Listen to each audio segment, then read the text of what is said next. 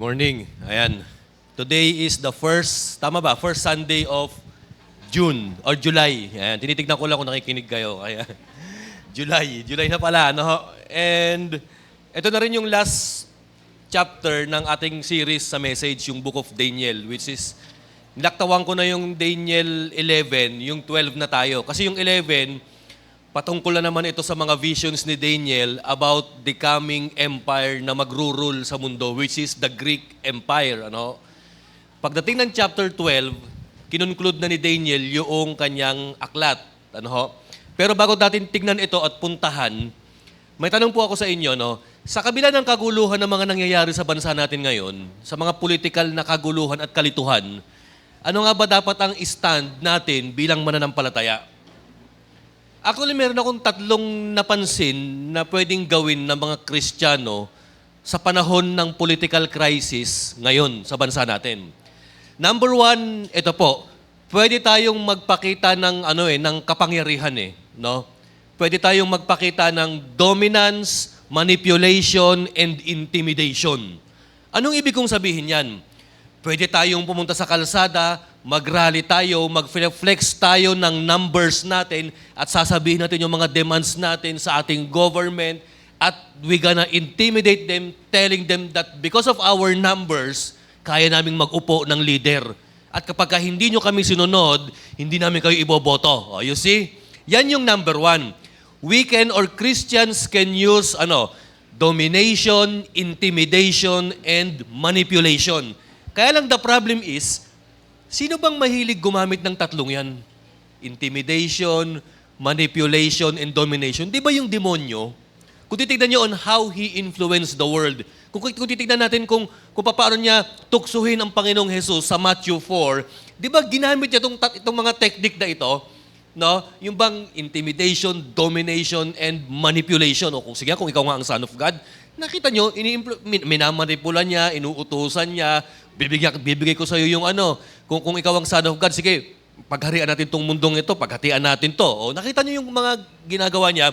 And usually, church, itong tatlong bagay na ito, itong intimidation, domination, and manipulation, ito yung palaging ginagamit ng mga powerful na mga organization sa mundo para lang mapasunod ang tao. Si Jesus Christ, hindi niya ginawa yan. Ang pinaka-the best na equipment o sandata ng Panginoon to win the hearts of people is not intimidation, domination, and manipulation, but sacrificial love. Okay? So yan yung unang view. Mag-flex kami ng bilang namin, ipapakita namin kung sino kami ang magluluklok, marami kami. Yung pangalawa naman, ito yung pangalawa. Nababasa namin sa prophecy, malapit na talaga pagdating ng Panginoon. May mga paglindol, may mga gera, may mga sakuna, may mga natural disaster, at yan na yung mga nakalagay sa banal na kasulatan. Yung pangalawang view, ang tawag ko sa kanila, evasion. Ano yung evasion? Yung papatakas na. No? Hindi man talaga tayo taga dito Alien lang naman talaga tayo We are not of this world. Our world is what? Sa kingdom of heaven with Jesus Christ. Kaya wala tayong pakialam dyan. Hayaan lang natin sila dyan. Sila naman, yung mga walang pakialam sa politics, wala silang pakialam, wala silang concern sa mga nangyayari dito, at wala rin silang concern sa ibang tao kasi ang mindset nila, papaalis na. Kung yung una, ang mindset, papasakop, itong isa pangalawa, ang mindset, papaalis. No? Ang tanong ito, agree ba kayo sa ganung mindset? Pero I think hindi rin tama kasi may purpose tayo We are here. We exist as a church kasi dineploy tayo ng Panginoon. We have a mission. We have a purpose. Win souls and make disciples. Loving God, loving people. Paano mo magagampanan yung mga yung mission mong yan kung ang mindset mo, papaalis ka na, papatakas ka na, papunta ka na kay Lord? O, tama ba? Ang sasabihin pa nila, huwag na tayong mag-aspire. O, huwag na tayong mangarap ng mga bagay sa mundong ito kasi papaalis na tayo. Ayan na ang mga 666, naglalabasan na. Ang tanong ito, matapang ba kayo pagdating sa 666? Sasabihin pa nila, Pastor, pagkaharap ko 666, matapang ako. Ang problema, 666, matapang ka, 56, takot ka. Tama po ba, kapatid? So ito naman yung pangalawang mindset. Papaalis. Yung isa pasakop yung isa papaalis. Pero I think dun tayo sa pangatlo dapat. Alam niyo yung pangatlo? Infiltration. No, ibig sabihin ng infiltration, using our influence, our connection to infiltrate this fallen world in order for them to be brought into the feet of Christ. Yan yung pangatlo, kapatid. Di ba nakalagay sa kwento ng Panginoon, yung parable ng yeast? The kingdom of God is like a woman who is baking, sabi niya ganyan, nagmasa siya naghalo siya ng dough, nilagyan niya ng pampaalsa, tapos yung dough umalsa. O di ba? Ano sabi ng Panginoong Hesus? You are the light of the world. Di ba? You are the salt and light of the world. Di ba? Asin tayo ng sanlibutan na hindi mo nakikita kung paano nagwo-work yung asin sa linuluto mo, pero nararamdaman siya. Dapat ang Christian ganyan eh. You don't see them displaying vulgar of power, pero nakikita mo sila, they are infiltrating the society from bottom to top. Kasi ang gusto nung iba kasi from top to bottom eh. We should convert the government, we should win these people, we should win these senators so that when they are won, ayan, they can manipulate, dominate, intimidate. Sasakupin natin. Hindi eh. Pero if you see Jesus Christ, yung kanyang galawan, mga kapatid, He is starting what? Conquering the world from bottom to top. Hindi siya gumagamit nung salitang letter C, coercion, yung namimilit, nagpapakita ng kapangyarihan para siya ipaniwalaan. Ang kanyang sandata, ang greatest equipment and power na pinakita ng Panginoon to win the hearts of men was that His sacrificial love, His grace, and His mercy na ipinakita sa ating mga makasalanan, mga kapatid. Dito po, sa Book of Daniel, pinakita na po ni Daniel na ang mga political crisis and event na mangyayari in the next years to come. Dito po, tingnan natin yung title natin, Finishing Strong. Ito na yung panghuling chapter ni Daniel. And during this time, Daniel was an old man na para bagang nanonood na siya ng mga political events, ng mga political move na mangyayari. Tandaan nyo, may nakita akong post sa Facebook, sabi nila, pagka ang isang tao raw ay nahihilig na sa mga issue ng politics, sa mga galawan ng mga politiko, sign daw yan na nagkakaedad ka na. Tama ba yun? Si Daniel ganun no? Tinitignan na lang niya yung mga events, yung Greek Empire na magte-take over sa Persian Empire. Nakita niya yung mga prophecies na mangyayari. Okay, dito po sa Daniel 12, meron po akong ibibigay sa inyong 6 things that happened. Number 1, ito po, God will deliver His people. Let's read yung verse 1 ng chapter 12. Ano po ang nangyari? Sabi po rito, at that time, si Michael, yung angel, the great prince who protects your people, sabi ng Panginoon kay Daniel, will arise. Ayan, si Michael, si San Miguel. There will be a time of distress such as has not happened from the beginning of the nations until then. Nakita niyo yung words na ginamit ni Prophet Daniel to describe the next event na mangyayari sa mundo? There will be a coming shift of power. Ayan, at may matinding time of distress na hindi pa nagaganap mula pa nung nag-umpisa ang mundo.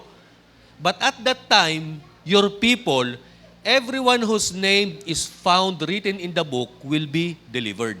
O, dyan muna tayo, back tayo sa outline. Ano ang point ng Panginoon? Ano ang point ni Prophet Daniel? Pagka ang pangalan mo nakalista sa pangalan ng aklat ng buhay, maliligtas ka. Ano ibig sabihin? Kailangan faithful ka kay Lord. Kailangan naglilingkod ka, huwag kang bibitaw sa kabila ng mga pangit na nangyayari, disastrous event, distressful event, anxious moment, kapit ka pa rin kay Lord. Ang tanong ko ngayon ito, anong observation natin? Di ba, distressful na yung nangyayari ngayon sa bansa natin? Ang bilihin, pataas ng pataas parang spaghetti, pataas na lang ng pataas, wala ng pababa ng pababa. Tama ba? Ang political crisis ngayon, hati-hati na, gulo-gulo ng mga Pilipino, mga kapatid, nag-aaway-aaway na. Yung bansa ngayon, yung mga lugar sa ibang bansa ngayon, tinatamaan na ng lindol, bagyo, and ang sabi sa balita, may paparapit pa ng bagyo sa atin. May gera pa sa Middle East. Yung Ukraine, Russia, naggegera pa rin yata. So, ang daming mga uncertainties, pero ang point dito ng Panginoon, hindi, kahit ang daming kaguluhan sa sanlibutan, siya pa rin ang mamumuno. Siya pa rin ang magsusulat ng kasaysayan. Pero ang maganda, God will deliver His people. Nung nakaraan, nagbantay ako ng exam sa college. Merong isang batang lumapit sa akin na mag-e-exam doon sa section na hinahawakan ko at binabantayan ko. Di binigay ko yung attendance, andito ba yung pangalan mo? Hanap siya ng hanap. Sir, wala dito yung pangalan ko eh. Alam mo, sabi ko sa kanya, baka hindi ka talaga dito sa akin. Baka sa kabilang section ka mag-i-exam kasi wala yung pangalan mo rito eh. Tinanong ko siya, kilala mo ba itong mga nag-i-exam? Hindi po. Ay, talagang hindi ka nga rito kasi hindi mo sila kilala tsaka wala yung pangalan mo rito eh. Punta ka sa kabilang room, baka nandun yung pangalan mo, sabi ko sa kanya. Pumunta siya sa kabilang room, mamaya bumalik. Sir, nandun po yung pangalan ko. Ang point dito mga kapatid, eto. Tandaan nyo, balang araw magkakahanapan ng pangalan. Nakalagay, no? Ang tanong ko ito sa inyo, ano? Saan nakalagay yung pangalan mo, kapatid? Nasa section ba ni Lord o nasa section ng kaaway, mga kapatid? Ang tanong ko ito, nasan yung pangalan mo? Listen, minsan nagkakandara pa tayo pag ang pangalan natin hindi nakasulat eh. Ang dami kong estudyante, Sir, naka-attendance na ba ako? Oo, nalista ko na yung pangalan mo. Sir, nalita ko naka-attendance na ba ako? Oo, masyado silang conscious about what? Their names written on their attendance. Di ba magganon din tayo kung minsan? Natatakot tayo na baka mamaya yung pangalan natin hindi nakasama sa listahan ng ayuda.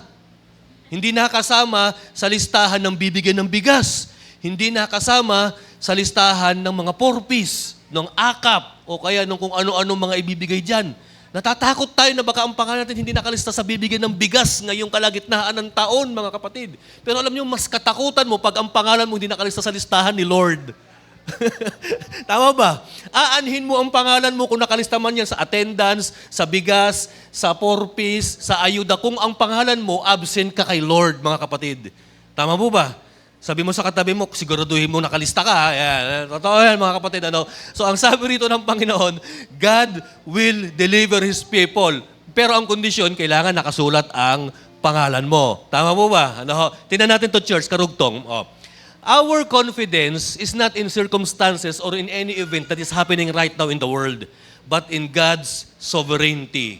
Alam niyo, isa sa pinakagusto kong phrases in the Bible, as surely as the Lord lives.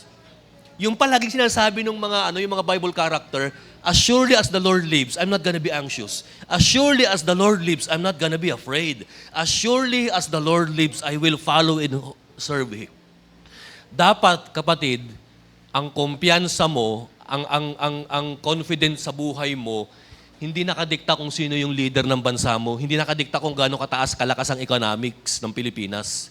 Dapat ang confident mo, kasi God is in control, God's sovereignty, na kahit mag-rumble-rumble na, kahit mag-mekos-mekos na ang mga political crisis sa bansa natin, basta ang nanglilid pa rin at nagahari, walang iba kundi ang ating Panginoon. So number 2, tingnan natin to. There is hope of resurrection. Let us read further yung verses 2 to 3. Ito ang sabi ng Panginoon kay Prophet Daniel. Multitudes who sleep in the dust of the earth will awake. Ang pinapatungkulan dito ng Panginoon yung mga matagal lang namatay na mananampalataya.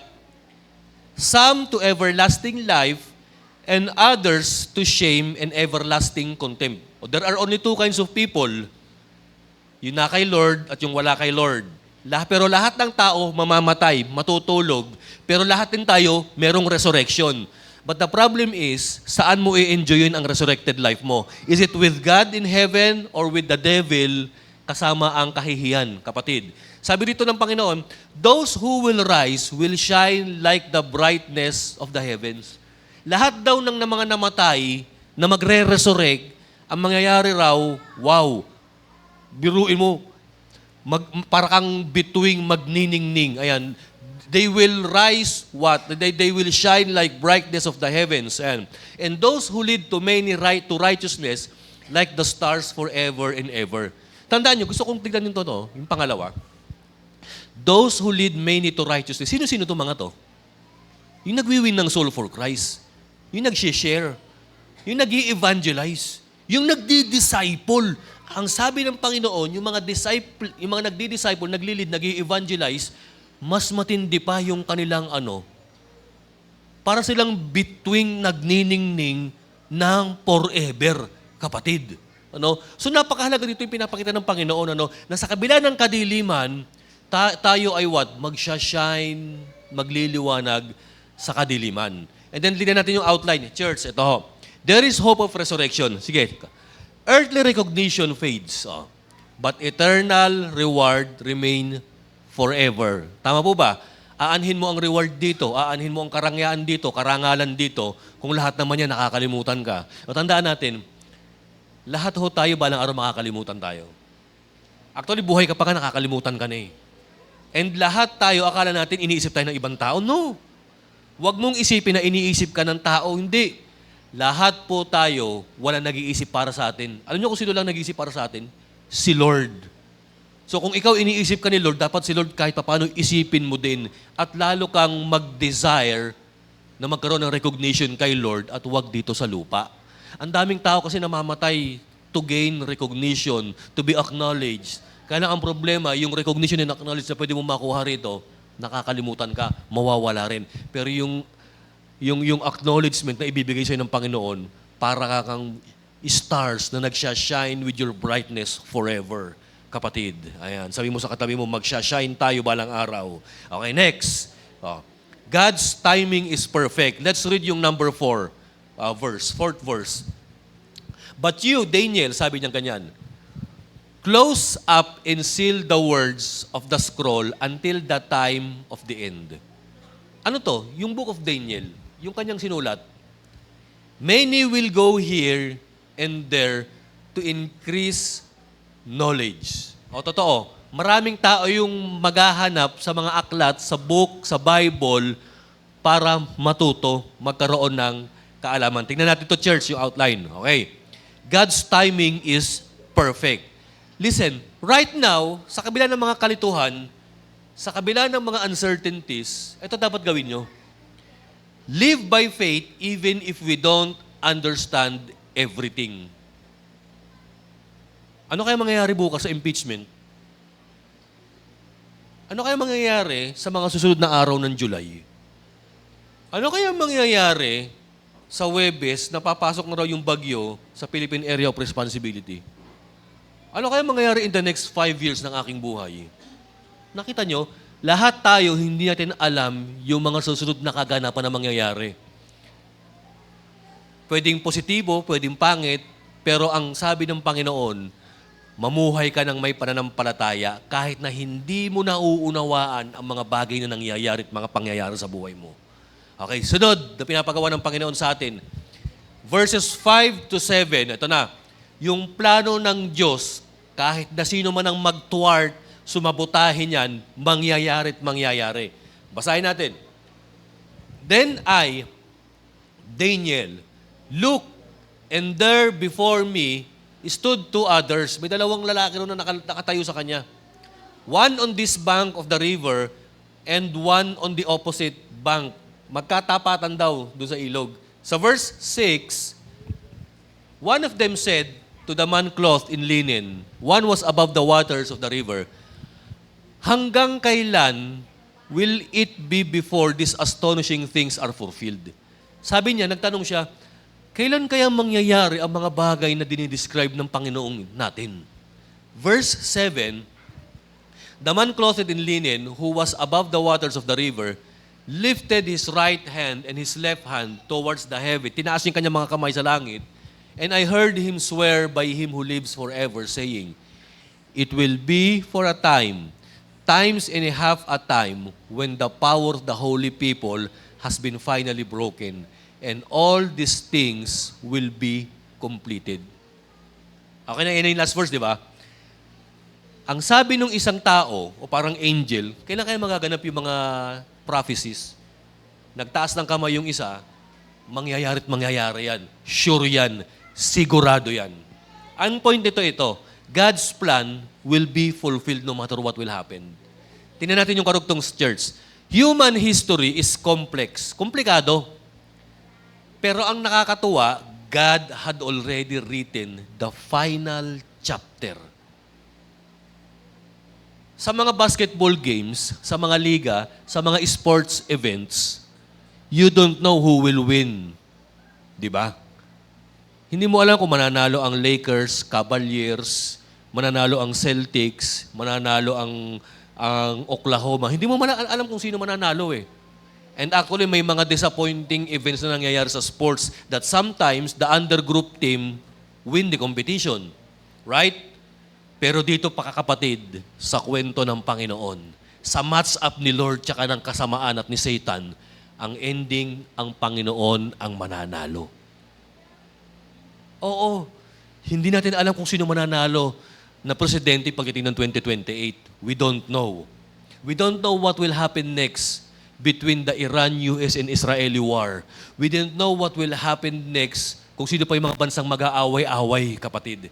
Pero ang ending, si Lord pa rin ang magtatagumpay because He is the author and He had already written the final chapter of history, kapatid. So kung ganyan pala na ang ending pala ng buhay mo, alam mo ng good ending, ano pa ikatatakot mo? Ano pang ikababahala mo? Dapat alisin mo na yung mindset mo from takot at gawin mo yung purpose ng Panginoon sa'yo. Which is, yung sabi ko kanina, ano yun? Infiltration and influencing the world to win them for Christ. Oh, tama ba? Hindi tayo mag-show ng vulgar display of power, hindi tayo mag-i-intimidate, magmamanipulate, magdo-dominate. No, hindi rin tayo papractice ng evasion, papaalis. Ang gagawin natin, infiltration from bottom to top in influencing every people for Christ. Alam niyo, pagka ganyan ang ginawa natin, kapatid, we're gonna win the world one person at a time for Christ. Tama po ba? Ano ho? Okay, next. Ano po ang nangyari? Don't be afraid of the future. Trust the author of His story. Kaya nga ang tawag sa kasaysayan, history. Sino yung His? Si Lord. It is simply because it is His story. Tama po ba, kapatid? Hindi natin history ito. It's not our story. It's not even the story of the year. It is His story. Kapatid, kwento ito ng Panginoon. So kung kwento ng Panginoon ito, sino bida? Si Lord. Oh, di ba? Hindi ho tayo ang bibida sa kwento natin. Kaya lang ang problema, may mga tao, may kanya-kanyang kwento eh. Itong taong ito, since kwento niya yan, siya ang bida. At sasabihin mo, di kwento mo, hindi ikaw ang bida. Kwento mo yan eh. O ikaw din ang bida, kwento mo yan eh. Hindi ikaw ang bida. O ikaw, kwento mo yan, hindi ikaw ang bida. Pero kay Lord hindi eh. Kwento to ni Lord, siya ang nagsulat, siya ang bida. Hindi tayo makikibida kay Lord. Tayo lang ang supporting actor and actresses sa bida, mga kapatid, which is our Lord, our Christ Jesus, our Lord. Tama po ba? So don't be afraid of the future. Trust the author of His story, kapatid. Okay, tingnan natin yung karugtong. Pang-5, living in mystery. Okay, from verses 8 to 10, may mga binanggit si Daniel ng mga numbers of years and days eh. Ito ang sabi niya. I heard, but I did not understand. Narinig ko eh, pero hindi ko nauunawaan eh. So I asked my Lord, what will be the outcome of all this be? Lord, ano yung mangyayari in the next years to come?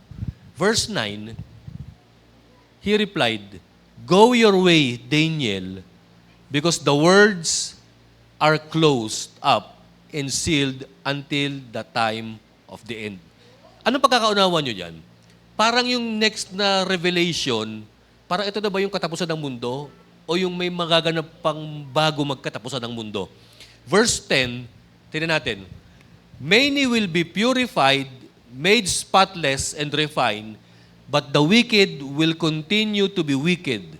None of the wicked will understand, but those who are wise will understand. O nakita nyo, ang daming kaguluhan.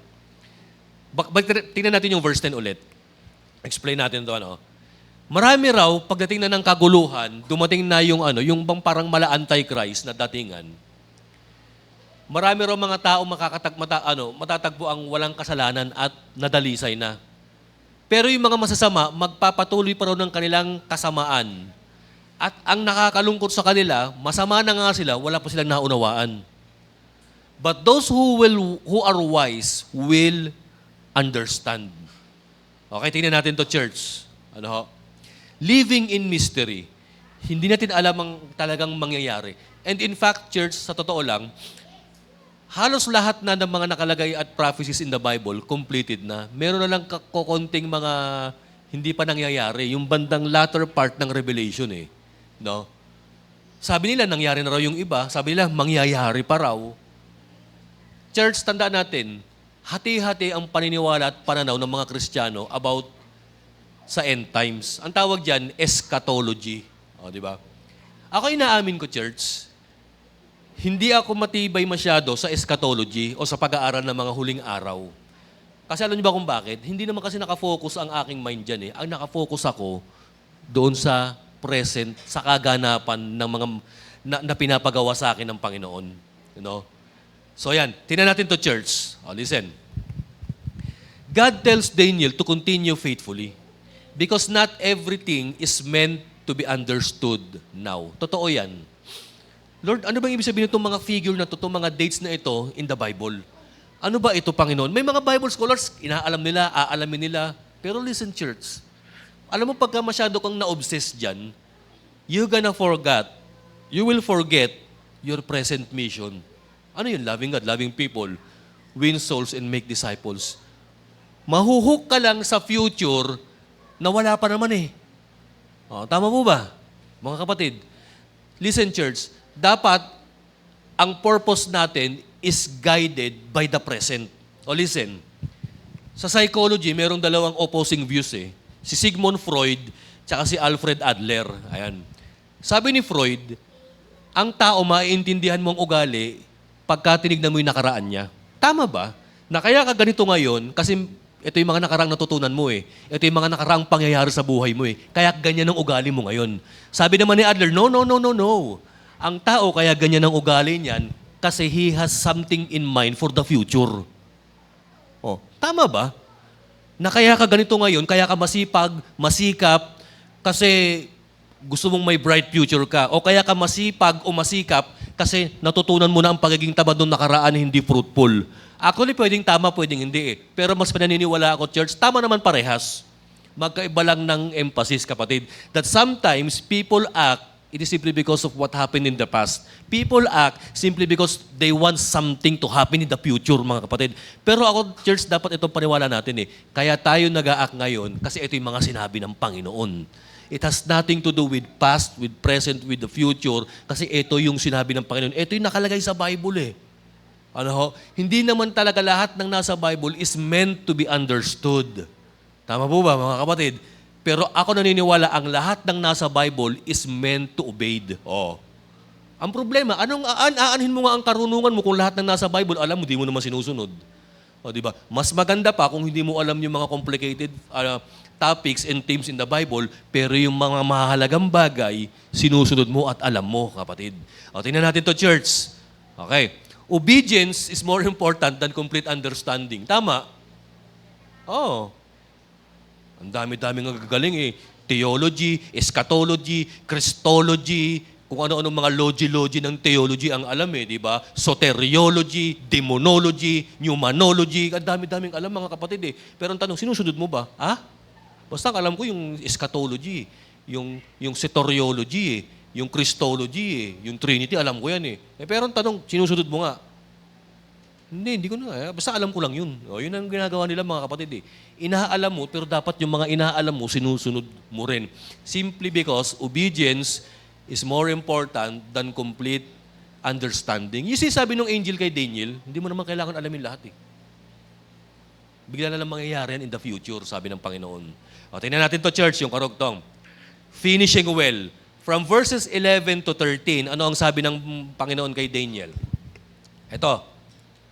From the time that the daily sacrifice is abolished and the abomination that causes desolation is set up, there will be 1,290 days. Diyan muna tayo. Pastor, may nakalagay na araw eh. 1,290 days. Mula ma-abolish ang daily sacrifice. Alam niyo, church, kinumpute yan ng mga Bible scholar. Saang timeline or time frame ng history pumatak? Pumatak yan nung panahon ng Greek Empire. Sinugod ni Antiochus Epiphanes IV ang Jerusalem, ang Israel. Alam niyo, sinira niya yung templo, inabolish niya yung Jewish religion, tapos binaboy niya yung templo. Naghain pa yata siya ng baboy dun eh. Alam naman ng mga Jewish people, hindi sila nag-ano ng pigs, mga kapatid eh. Si Antiochus Epiphanes IV, nangyari yan noon. Pero ang sabi ng mga Bible scholars, Hindi, baka may mangyayari pang ganyan in the last days and that will be the Antichrist. Nakita nyo, maging ang mga Bible scholars, hati-hati ng view about Daniel 12:11. Ano ho?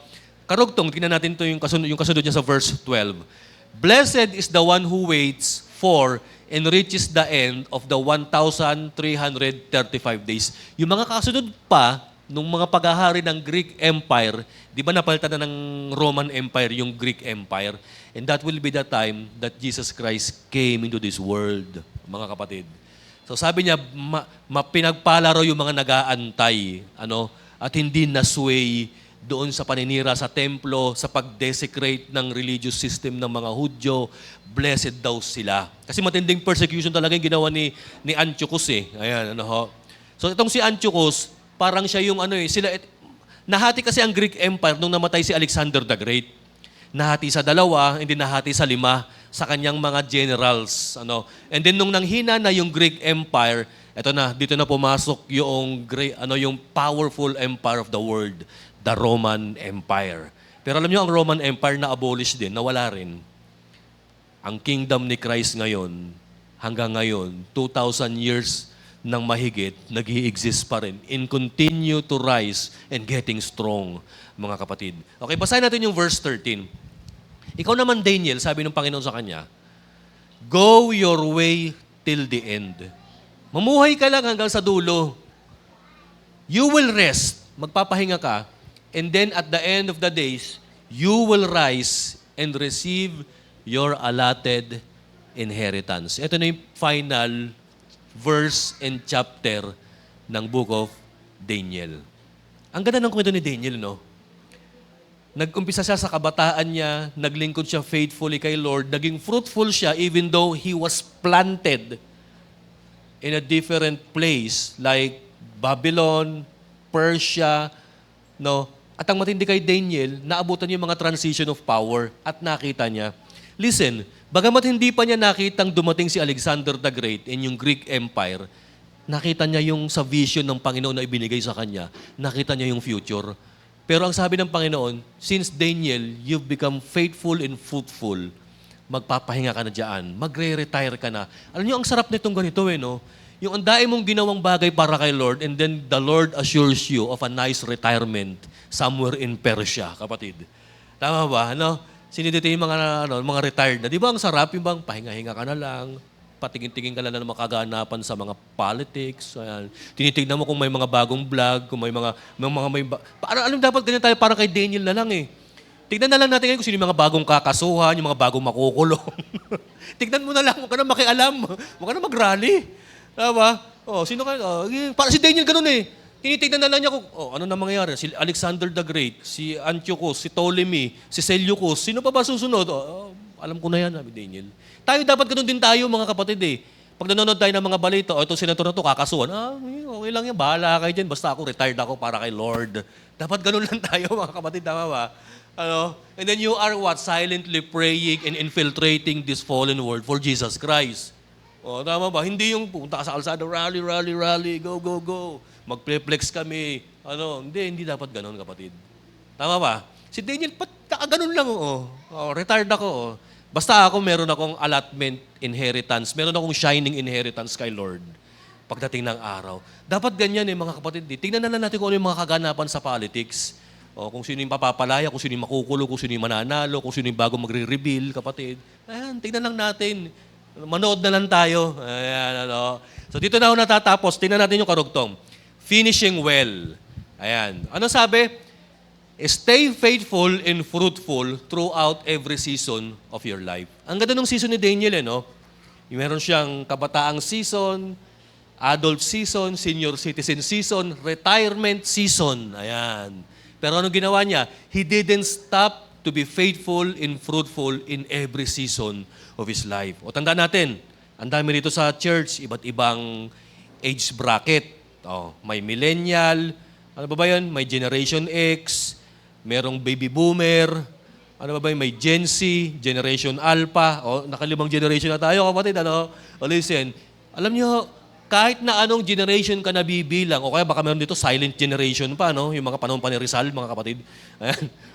Kahit na anong season ka, kapatid, nabubuhay, o anong generation ka nabubuhay, ang challenge sa atin ng Panginoon is that we should be faithful and fruitful. Hindi lang okay yung maging faithful ka. Kailangan fruitful ka rin, kapatid. O, di ba? Throughout the season of your life. Pagka naging ganyan ka, tinalo mo pa si Vilma Santos, who is the star for all season, kapatid. O, kita mo, tinalo mo pa yung star for all season, tinalo mo pa yung megastar, superstar, kasi ang pangako ng Panginoon sa atin, mga Kristiyano, at kay Daniel, magliliwanag tayong parang bituing walang ningning forever, kapatid. Tama po ba? O, stay faithful and fruitful throughout every season of your life. Okay, next. Listen. Alam niyo, church, we can easily be consumed by decoding the end times. Oo, totoo. Ano nga ba ibig sabihin nito? Ano ba ibig sabihin ng 7 trompeta, yung mga ganito kandi-kandila na yan? Hindi na mahalaga kung ano yan eh. Ang mahalaga, alam mo yung important truths about the Bible and you are obeying it. Tama ba? Kailan ba darating si Lord? Hindi naman mahalaga yan eh. Hindi naman pinaalam ng Panginoon yung ano. Alam mo, may kabataan ako nakausap, obsessed sa end times eh. Sabi niya, Pastor, ito na yung 666, lumalabas na. Kailangan pag-aralan talaga. Kailangan ituro mo yan kung sino ang 666, sabi sa akin eh. Alam niyo, sabi ko sa kanya, Huy, hindi yung 666 ang pinapahanap ng Panginoon sa atin. Alam mo kung ano sabi ng Panginoon? Matthew 6:33, hanapin mo ang kaharian ng Diyos, hindi yung kaharian ng demonyo, sabi ko sa kanya eh. Ayun, awa ng Diyos, umalis na, kapatid. Kasi masyado siyang obsessed sa 666. Oo, may mga lumalabas na raw, may mga prophecy na raw. Ang sabi ko sa kanya, ang pinapahanap ni Lord, ang kanyang kingdom, hindi yung kung sino yung 666. Eh mamaya, turo ka ng turo, ikaw pala yun. Gusto ko sana sabihin sa kanya eh. Di ba? Ayan, so listen. We can easily be consumed by decoding the end times or worrying about tomorrow. That we forget to live faithfully and fruitfully today. Tama ba? Wala pa nga yung future, nandun ka na, yung katawan mo naiwan dito, wala kang ginagawa, kapatid eh. Tama ba? Yung utak mo nasa future, sabi mo sa katabi mo, huwag kang advance mag-isip ha. Ayan. O, diba? Dito lang tayo, live one day at a time, at yan yung turo ng ating Panginoong Jesus. Ganyan din ang sinabi ng Panginoon kay Daniel. Huwag mo na masyadong alamin kung ano pa yung mangyayari sa future. Basta ikaw, Daniel, mag-retire ka na lang sa Persia at antayin mo na lang na kukunin na kita, sabi ng Panginoon sa kanya. Okay, next. Ito na. Anong lesson? Number 1. Ito ang lesson natin. 5 bagay. Check the book. Pag-aralan mo yung Bible. Checkin mo yung mga kaganapan, kapatid. Yan. Check the book. Know the book. Read the Bible. Study it and share the word. Sunod ito, shine in the dark. Sa kabila ng kadiliman na nakikita ni Daniel in the future, it didn't stop him or prevent him from shining in the dark ng mga prophecies na nakita niya. Sunod ito, rest in the promise. Si Daniel nakarest na eh. Naglingkod na ako kay Nebuchadnezzar, Belteshazzar, Darius, Cyrus. Kung si Alexander the Great, hindi ko na maaabutan, bahala na. Ayan. Ang dami ng mga dumating na mga leaders. Pero ang sabi ni Daniel, magre-rest ako, magre-retire ako sa pangako ng Panginoon. Tama ba? And then next, God is sovereign over history. Kahit na sino mamuno sa sanlibutan, sa mundong ito, kahit sino mamuno sa Pilipinas, kahit na ayaw ko yung mamumuno sa Pilipinas o kahit binoto ko yan, God is still what? In control. And He is sovereign over history. And then finally, in number 5, finishing well, kapatid. Finish strong. Magtapos tayo ng pagiging ng faithful at fruitful kay Lord. And then yung pinakahuli, ito na, sige, next. Ayan. Conclusion. Tayo po tumayo. Ito na yung pinaka-last word. Pinaka-conclusion ng Book of Daniel, kapatid. Daniel lived as a young captive in a pagan empire. Tumira siya. Actually, ang talagang hometown niya, Judah, in the kingdom of Judah. So, nandun siya. Ano ginawa kay Daniel? Binaklas sila ron, sa pilitang kinidnap at dinala sa Babylonia. Daniel lived as a young captive in the pagan empire. Tapos, gusto pa ng pagan empire, impluwensyahan sila, ma-assimilate sila, pero hindi siya nag-compromise. Daniel and his friends, they are determined not to defile themselves, and they end being an old man, given promise of eternal glory. Biro mo, ang dami niyang pinagdaanan, ano? Through Babylonian and Persian kings, visions of beasts, no? Dinicode pa niya yung written on the wall, yung mene tekel parsin. And one truth remained, God rules over the kingdoms of men, kapatid. Ang dami niya nasaksihang namuno, nagpalit ng trono, naglipat ng kapangyarihan ng mundo. Pero ang conclusion ng Book of Daniel, as surely as the Lord lives, God rules over the kingdom of men, kapatid. And right now, during this time, si Daniel matanda na, nag-aantay na siyang dalhin ni Lord sa totoong kingdom na paglilingkuran niya, kapatid. Sana dapat ganun din tayo eh.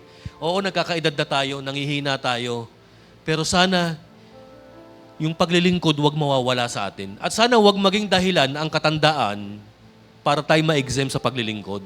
Tama po ba, kapatid? Kasi yan yung finishing strong eh, no? Merong mag-asawang missionary from America, they spend the rest of their lives proclaiming Christ in Africa. No? Alam nyo, kawawa itong mag-asawang to eh. Nakaranas ng gutom, nakaranas ng persecution sa Africa, nakaranas ng iba't ibang sakit.